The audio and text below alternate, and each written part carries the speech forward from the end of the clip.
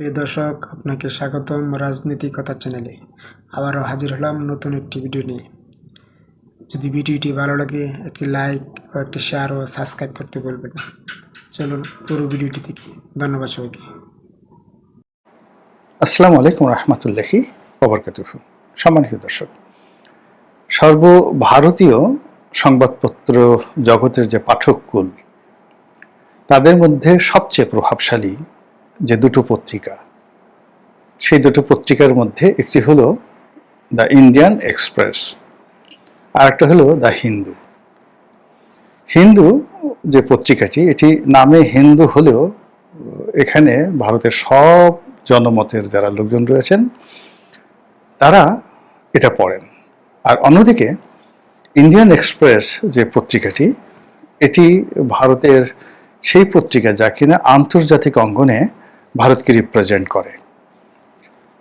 আজ যেভাবে new York টাইমসকে, Washington পোস্টকে আমরা খুব গুরুত্ব দেই, কিংবা ধরুন ফরেস্টার্ন ইকোনমিক রিভিউ, লন্ডনের দ্য টেলিগ্রাফ, এই পত্রিকাগুলোর যে বা আপনি ধরুন যে জাপানের কিছু পত্রিকা আছে, তারপরে জার্মানির কিছু পত্রিকা আছে, তারপরে ফ্রান্সের কিছু পত্রিকা আছে, যেগুলো এই বাংলাদেশে বসেও সেখানে যদি কোনো একটা নিউজ ছাপা হয় আমরা সেটি গুরুত্ব দিই। এর বাইরে আন্তর্জাতিক যেমন এএফপি, রয়টার্স, ব্লুমবার্গ, তারপর ওয়াল স্ট্রিট জার্নাল, তারপরে নিউজ উইক, দ্য ইকোনমিস্ট, এই পত্রিকাগুলোর একটা গ্লোবাল, মানে যাকে বলা হয় অ্যাসপেক্ট অ্যান্ড প্রসপেক্ট আছে।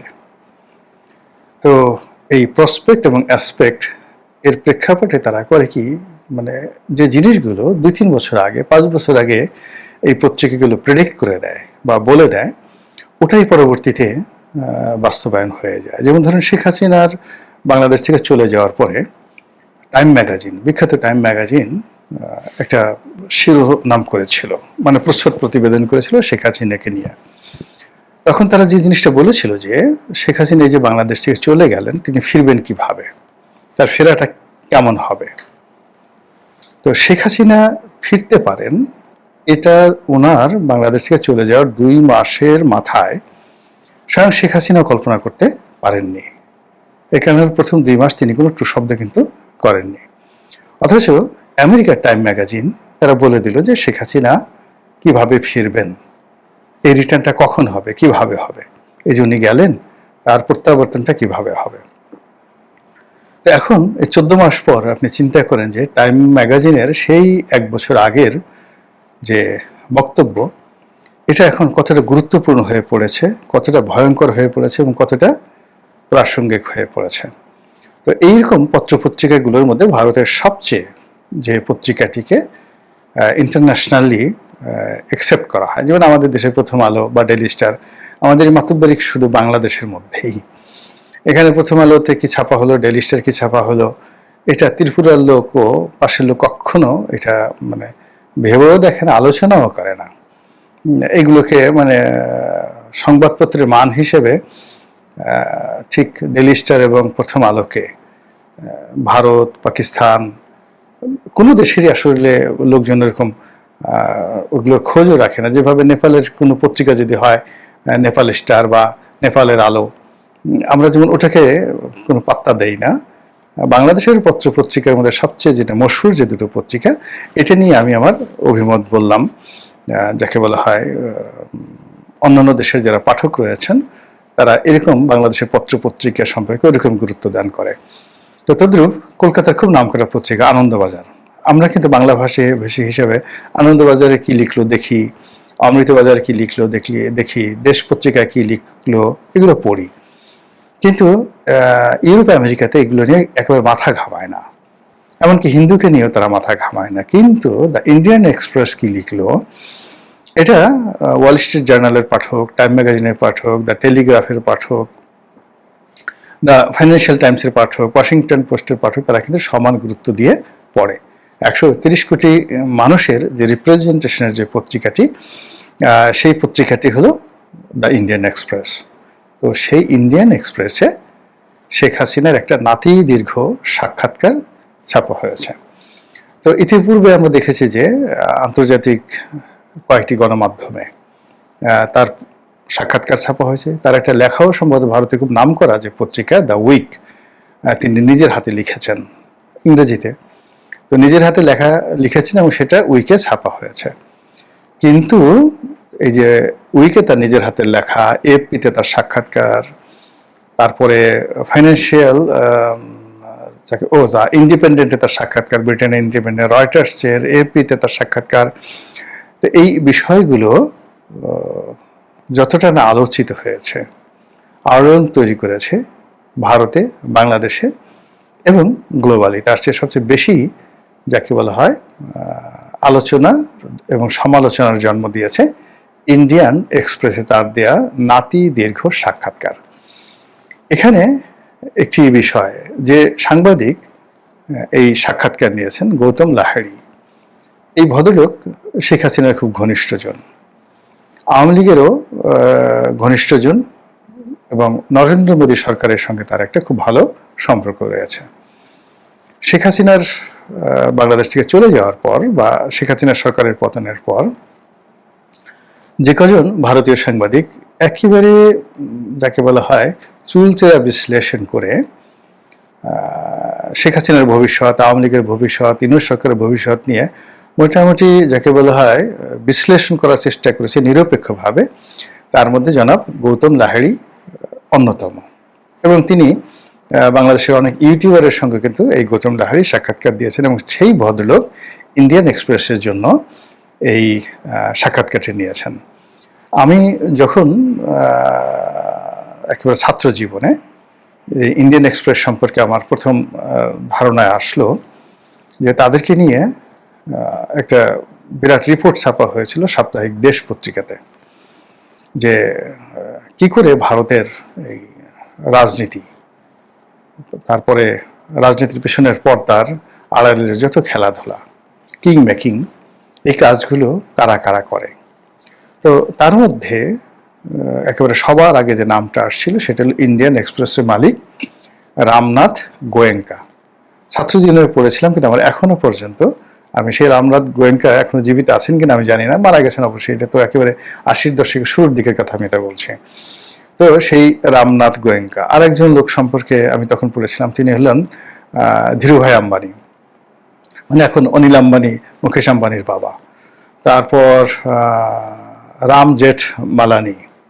বাঙালিদের মধ্যে আরেকজন লোক ছিলেন অমলেশ ত্রিপাঠী। মানে চিন্তা এবং বুদ্ধিভিত্তিক জগতে এখন ভারতের যে থিঙ্ক ট্যাঙ্কগুলো রয়েছে, তারা যেভাবে, যেমন আমেরিকাতে উইলসন সেন্টার আছে, ভারতে এরকম অনেকগুলো থিঙ্ক ট্যাঙ্ক আছে যারা মূলত এই রাজনীতিকে নিয়ন্ত্রণ করে।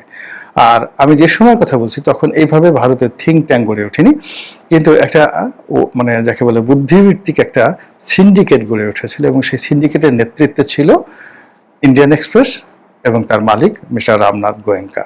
শুধুমাত্র আমি এটা বোঝানোর চেষ্টা করছি যে শেখ হাসিনার যে সাক্ষাৎকারটি ছাপা হয়েছে ইন্ডিয়ান এক্সপ্রেসে, এটা কেবলই মাত্র একটা রিপোর্ট, প্রথম আলোর রিপোর্ট বা ডেইলি স্টারের রিপোর্ট নয়। এটার সঙ্গে ভারতের মেধা, যোগ্যতা, তাদের ফরেন পলিসি, ভারত সরকারের পরিকল্পনা শেখ হাসিনাকে নিয়ে, সবই এই সাক্ষাৎকারের মাধ্যমে ফুটে এসেছে। এখন এই সাক্ষাৎকারে তিনি যে কথাগুলো বলেছেন, এগুলো নর্মালি শেখ হাসিনা বলেন না। শেখ হাসিনা যেভাবে বলেন, ইউনূসকে ফেলে দেব, আমি আসার সঙ্গে সঙ্গে তালিকা করে করে সবগুলোকে গ্রেপ্তার করব, সবগুলোকে ফাঁসিতে লটকাবো, আবার সেই যুদ্ধাপরাধীদের বিচার হবে, ওইবার যতটুকু ছাড় দিয়েছে এবার একটু ছাড় দেব না, চামড়া খুলে একেবারে কুচি কুচি করে কই মাছের মতো তাকে বলা হয় কেটে, তারপর ওর মধ্যে লবণ দিয়ে মরিচ দিয়ে ঢুকিয়ে এরপরে আবার সেই লবণ মরিচ যেন ধুইতে না পারে চামড়া সেলাই করে দেব। মানে দিস সর্ট অফ অ্যাগ্রেসিভ ল্যাঙ্গুয়েজে আমরা শেখ হাসিনাকে সবসময় দেখতে অভ্যস্ত। কিন্তু সেই শেখ হাসিনা এই সাক্ষাৎকারে প্রথমবারের মতো বিনয়ী হয়েছেন এবং তিনি রাষ্ট্রনায়কোচিত মনোভাব নিয়ে যেভাবে তার শাসন আমলের সকল দায় দায়িত্ব স্বীকার করেছেন, যে হ্যাঁ ওই সময় যত ভালো কাজ হয়েছে, যত মন্দ কাজ হয়েছে, সেটা কিভাবে হয়েছে সেটা পরের বিষয়। ফার্স্ট থিং হলো, যেহেতু আমি রাষ্ট্রপ্রধান, সরকার প্রধান ছিলাম, কাজে দায় দায়িত্ব তো আমারই। এবং আমি ওই সময়টাতে যে সকল ঘটনা ঘটেছে, যত প্রাণ ঝরেছে, যত মানুষ নিহত হয়েছে, প্রথমত সবার ব্যাপারে আমি দুঃখ প্রকাশ করছি, সহমর্মিতা প্রকাশ করছি এবং প্রতিটি প্রাণের জন্য আমি আফসোস করছি। মানে এই একটা কথা, যেটা শেখ হাসিনার কাছ থেকে আশাই করা যায় না। যখন এই কথাগুলো বলবে, ধরে নিতে হবে যে তখন তার একটা মাস্টার প্ল্যান নিয়ে তিনি এগুচ্ছেন এবং সেই মাস্টার প্ল্যানের পিছনে আর বড় বড় মাস্টারের যাকে বলা হয় ব্রেন কাজ করছে।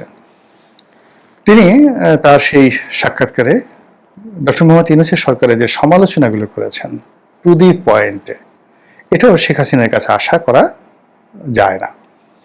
তিনি খুবই ইন্টেলিজেন্টলি, প্রফেশনালি এবং পলিটিক্যালি যে সকল অভিযোগ ডক্টর মোহাম্মদ ইউনূস এবং তার সঙ্গী সাথীদের বিরুদ্ধে এনেছেন, এটা রাজনীতির পরিভাষা নয়, এটা কূটনীতির পরিভাষা, এটা বিচারের পরিভাষা। এর সঙ্গে আইন জড়িত, এর সঙ্গে আন্তর্জাতিকতা জড়িত এবং আরো অনেক কিছু। ঠিক সেইভাবে ডক্টর মোহাম্মদ ইউনূসকে নিয়ে, তার সরকারকে নিয়ে তিনি কতগুলো অভিযোগ উত্থাপন করেছেন। নিজের বিচার সম্পর্কেও তিনি মানে যে কথা বলেছেন, এটাও একটা অসম্ভব রকম চ্যালেঞ্জ বর্তমান সরকারের জন্য।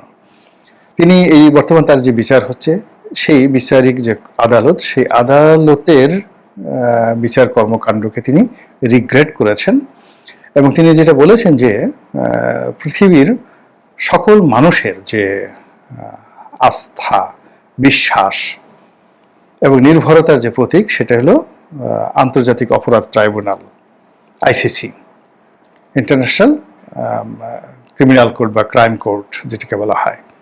তো সেই আইসিসি যেখানে নেতানিয়াহুর বিরুদ্ধে ওয়ারেন্ট ইস্যু হয়, যেখানে বসনিয়া হার্জেগোভিনা, যুগোস্লাভিয়ার যুদ্ধ অপরাধীদের বিচার হয়েছে এবং এই আইসিসির একটা রিপোর্টে আমাদের দেশের সবকিছু তছনছ হয়ে যেতে পারে। তো তিনি সরকারের প্রতি আহ্বান জানিয়েছেন যে তার বিরুদ্ধে যে অভিযোগগুলো রয়েছে, সেই অভিযোগগুলো আইসিসিতে নিষ্পত্তি হতে পারে। সরকারকে তিনি চ্যালেঞ্জ দিয়েছেন, তারা কেন আইসিসিতে গিয়ে তার বিরুদ্ধে অভিযোগ দায়ের করছেন না। আর আইসিসিতে যদি তার বিরুদ্ধে অভিযোগ দায়ের করা হয় এবং সেখানে সরকার যে সকল কথাবার্তা বলছে, সেগুলো যদি তথ্য প্রমাণ তারা দিতে পারে, যে অভিযোগ যে আমি 1400 জনকে মেরে ফেলেছি, তো এটা নিয়ে তিনি, এই সংখ্যা নিয়ে তিনি অভিযোগ করেছেন, জাতিসংঘর প্রতিবেদন নিয়ে অভিযোগ করেছেন, কিন্তু খুবই ডিপ্লোম্যাটিক্যালি। তো তিনি বলার চেষ্টা করেছেন যে বাংলাদেশের কোর্টে যে সকল বিষয় নিয়ে আলোচনা হচ্ছে, যে সকল অভিযোগ দায়ের করা হচ্ছে, তো সেগুলো নিয়ে যদি আমার শাস্তি হয়, তিনি সেটা বলেননি, মানে আমি এটার ভাব সম্প্রসারণ করছি, সেগুলো নিয়ে যদি আমার শাস্তি হয় বা আমাকে সেগুলোর ভিত্তিতে যদি আমাকে প্রত্যাবর্তন করতে বলা হয়, আমিও যাব না আর ভারত আমাকে পাঠাবে না। কিন্তু যদি একই অভিযোগগুলো তথ্য এবং প্রমাণ সহকারে আইসিসিতে দেওয়া হয়, তাহলে তো আইসিসি আমাকে ওয়ারেন্ট ইস্যু করে দেবে, আমাকে ধরে নিয়ে যাবে এবং সেখানে আমার বিচার হবে এবং আরও দৃষ্টান্তমূলক বিচার হবে। এবং বাংলাদেশের জন্য এটা একটা বিরাট সুযোগ যে এরকম বাংলাদেশের একজন সরকার প্রধান যে কিনা ক্ষমতায় থেকে এত বড় মানবতা বিরুদ্ধে অপরাধ করেছেন, কাজেই তার এই বিচার আইসিসিতে হতে পারে। আর যেখানে জাতিসংঘ, এখানে মানবাধিকার কমিশন যেখানে প্রতিবেদন দাখিল করেছেন, যেখানে জাতিসংঘের মানবাধিকার কমিশন তারাও ডক্টর মোহাম্মদ ইউনূস সরকারের সাথে ঐক্যমত্য পোষণ করেছেন, কাজেই এই ঘটনার সাথে তো জাতিসংঘ জড়িত। কাজেই জাতিসংঘের একটি প্রতিষ্ঠান, জাতিসংঘের অন্যতম একটি মুরব্বী, সেটা হলো এই আইসিসি। সেই আইসিসিতে কেন তার বিচার হবে না? মানে এটা কিন্তু একটা চারটিখানি কথা নয়। এত বড় কনফিডেন্স, এত বড় চ্যালেঞ্জ, এটা যে কেবলমাত্র ডক্টর মোহাম্মদ ইউনূসকে দিয়েছেন তা নয়, তিনি জাতিসংঘকে চ্যালেঞ্জ দিয়েছেন, যারা এই জুলাই আগস্ট বিপ্লবের সময় ডক্টর মোহাম্মদ ইউনূসের পক্ষে কাজ করেছেন। জাতিসংঘের মানবাধিকার সংস্থাকে, অর্থাৎ সাধারণ পরিষদের মহাসচিবকে চ্যালেঞ্জ দিয়েছেন, মানবাধিকার সংস্থা যারা অফিস করেছে তাদেরকে চ্যালেঞ্জ দিয়েছেন, ডক্টর মোহাম্মদ ইউনূসকে চ্যালেঞ্জ দিয়েছেন, এমনকি আইসিসিকেও তিনি চ্যালেঞ্জ দিয়েছেন। এটা চারটিখানি একটা বিষয় নয়, এটা এই সাক্ষাৎকারে চলে এসেছে। আর তিনি যেভাবে ভুল স্বীকার করেছেন, যেভাবে তার রাজনীতির প্ল্যান ফোকাস করেছেন, অবস্থার দৃষ্টি মনে হচ্ছে যে তিনি ইন্দিরা গান্ধী ডক্ট্রিন ব্যবহার করেছেন। আপনারা জানেন যে যখন ইন 1977 1977 সনে ভারতে জরুরি অবস্থা জারি হলো, আমি সনটা এদিক ওদিক হতে পারে, আপনারা মনে কিছু করবেন না, এর কারণ হলো আমি আসলে স্ক্রিপ্ট দেখে বলি না, যেহেতু আমি ফ্যাক্ট জানি। ফ্যাক্ট জানার কারণে অনেক সময় ডেট সন এদিক ওদিক হতে পারে, তো স্ক্রিপ্ট না দেখে বলার কারণে এটা হয়, এই জন্য ক্ষমা সুন্দর দৃষ্টিতে দেখবেন। তো যখন ইন্দিরা গান্ধী সেই তাদের দেশে জরুরি অবস্থা জারি করলেন এবং সেই জরুরি অবস্থা প্রয়োগ করতে গিয়ে সারা ভারতবর্ষে অনেক হতাহত হলো এবং ভারতের যত শীর্ষস্থানীয় রাজনৈতিক নেতৃবৃন্দ তাদেরকে তিনি গ্রেপ্তার করলেন, বড় বড় ব্যবসায়ীদেরকে তিনি গ্রেপ্তার করলেন, কিন্তু একটা সময় তিনি সেটা পারলেন না, সবকিছু তার নিয়ন্ত্রণের বাইরে চলে গেল। তো বাইরে চলে যাওয়ার পরে তিনি পদত্যাগ করলেন এবং পদত্যাগ করে এই জরুরি অবস্থা জারি করা তার ভুল হয়েছে এবং এই সময়টাতে যে সকল অপ্রীতিকর ঘটনা ঘটেছে, যে সকল অফেন্স হয়েছে, সবগুলোর দায় দায়িত্ব তিনি নিলেন। মানুষের রাগ কমে গেল।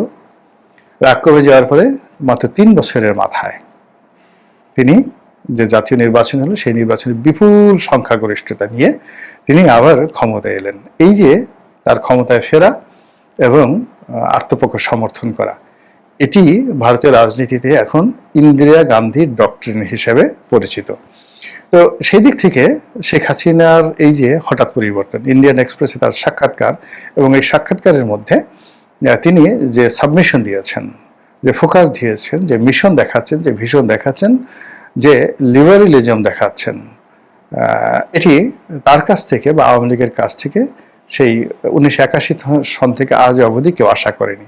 কিন্তু এই যে তার যে ইউটার্ন, হঠাৎ করে ইউটার্ন, এর সঙ্গে মনে হচ্ছে যে তার যারা পরামর্শদাতা, তার যারা প্রমোটার এবং তার এই ক্ষমতায় ফেরার ব্যাপারে যারা ভারতে এবং আমেরিকাতে, ইংল্যান্ডে, ফ্রান্সে, ব্রাসেলসে, মানে ইউর সদর দপ্তরে, নেদারল্যান্ডসে, মানে আন্তর্জাতিক আদালত হেগে, সেখানে সুইজারল্যান্ডে যারা লবি করছে, হাজার হাজার মানুষ কিন্তু যার যার অবস্থান থেকে লবিং করছেন। তো তাদের একটা কম্প্যাক্ট গ্রুপ যে কাজ করছে এবং সেই কাজের ভিত্তিতে শেখ হাসিনার নিকট যে পরামর্শগুলো তারা উপস্থাপন করেছেন এবং সেইভাবেই তিনি নিজেকে প্রস্তুত করে এই রকম একটা সাক্ষাৎকার দিয়েছেন বলেই যারা রাজনৈতিক বিশ্লেষক তারা বলার চেষ্টা করছেন। এখন শেখ হাসিনা তো দিবারাত্র কাজ করে যাচ্ছে, না আওয়ামী লীগও দিবারাত্র কাজ করে যাচ্ছে, বিএনপিও করছে, জামাতও করছে, আর ডক্টর মোহাম্মদ ইউনূসও কাজ করে যাচ্ছেন।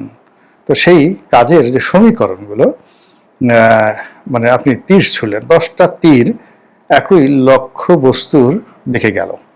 এখন তীরের ফলায় ধরুন একটা বিন্দু আছে আর লক্ষ্যবস্তু সেখানে একটা বিন্দু আছে, তো একসাথে 20 জন তীরন্দাজ সেই লক্ষ্যবস্তুকে কেন্দ্র করে তীর ছুড়ল। এখন এখানে তো একসাথে সব তীর যদি একসাথে যায় তাহলে তো একটাও লাগবে না, বা একটা তীরের সঙ্গে যদি আরেকটা লেগে যায় তাহলে আগেই সেগুলো পড়ে যাবে। তো এক্ষেত্রে লক্ষ্যবস্তু স্পর্শ করার জন্য কি দরকার? প্রথমত টার্গেট, নিখুঁত টার্গেট, একেবারে ওই পিন পয়েন্টে গিয়ে আপনার তীরটি লাগবে। আর দ্বিতীয় যে জিনিসটি সেটি হলো গতি, দুর্বার গতি, মানে যারা তীর ছুড়ছেন, যার তীর যত গতি পাবে সেই আগে গিয়ে সেখানে লক্ষ্যবস্তু ভেদ করতে পারবে। এখন আমাদের রাজনৈতিক দলগুলো সবাই চেষ্টা চালাচ্ছে, কিন্তু লক্ষ্যবস্তু কি, পিন পয়েন্ট কি? এটা কি মানুষের হৃদয়, মানুষের মন, নাকি ডক্টর মোহাম্মদ ইউনূসের মন, নাকি দিল্লি আমেরিকা ডোনাল্ড ট্রাম্পের মন? আমার কাছে মনে হচ্ছে যে জনগণের যে মন, মস্তিষ্ক, চিন্তা এবং চেতনাকে এখনো বাংলাদেশের রাজনৈতিক দলগুলো লক্ষ্যবস্তুতে পরিণত করতে পারেনি, যেটি শেখ হাসিনা করতে পেরেছেন।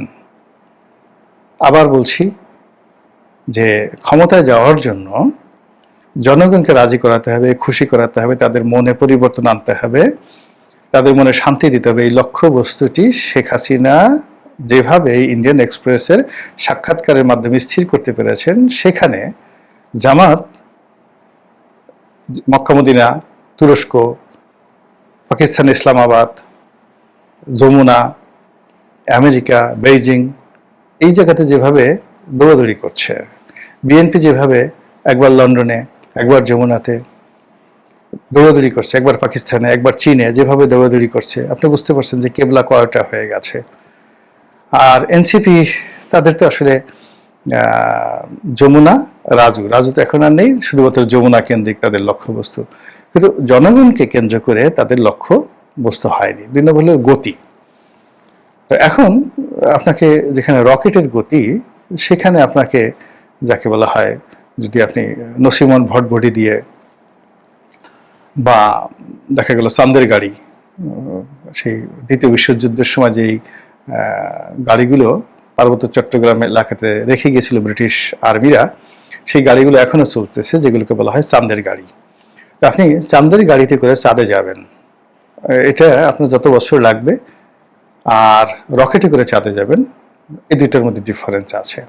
তো সেক্ষেত্রে বাংলাদেশের এই যে এখন বর্তমান যে রাজনীতির অবস্থা, এখানে আপনার জনগণের মন রাজি এবং খুশি করানোর জন্য বা তাদের মন এবং মানসিকতায় পরিবর্তন আনার জন্য একটা লক্ষ্যবস্তু, আর একটা হলো রাষ্ট্রের যে সকল পেশি শক্তিগুলো রয়েছে, বাহিনীগুলো রয়েছে, বিদেশি দাতা সংস্থাগুলো রয়েছে, ফাইন্যান্সিয়াল ইনস্টিটিউশনগুলো রয়েছে, তারপরে ব্যবসায়ী সমাজ রয়েছে, তাদেরকে ইনফ্লুয়েন্স করার জন্য আপনার যে প্রেশার দরকার, সেই প্রেশারটা হলো আন্তর্জাতিক গণমাধ্যম। তো আওয়ামী লীগ এবং শেখ হাসিনা যেভাবে আন্তর্জাতিক গণমাধ্যমকে টার্গেট করে তাদের মাধ্যমে তাদের বক্তব্যের যে গতি, যে স্পিড তারা তৈরি করতে পারছে, সেটা আওয়ামী লীগের যারা প্রতিপক্ষ নিজেদেরকে ভাবেন, বা আওয়ামী লীগের যারা মনে করেন যে এটা কোনো অস্তিত্বই নেই, তারা সেই বাংলাদেশ সংবাদ সংস্থা বাসস, কিংবা ধরুন একটা প্রেস কনফারেন্স, কিংবা বাংলাদেশের একটা মিডিয়ার যে বক্তব্য, এটার উপরে জাস্ট নির্ভর করে যদি চোখ বুজে থাকেন, আমার কাছে মনে হচ্ছে যে আখেরে মানে শেষ অবধি তাদের ফলাফল তাদের পক্ষে থাকবে না। মহান আল্লাহ আমাদের সবাইকে হেদায়েত দান করুন এবং হেফাজত করুন। আসসালামু আলাইকুম ওয়া রাহমাতুল্লাহি ওয়া বারাকাতুহু।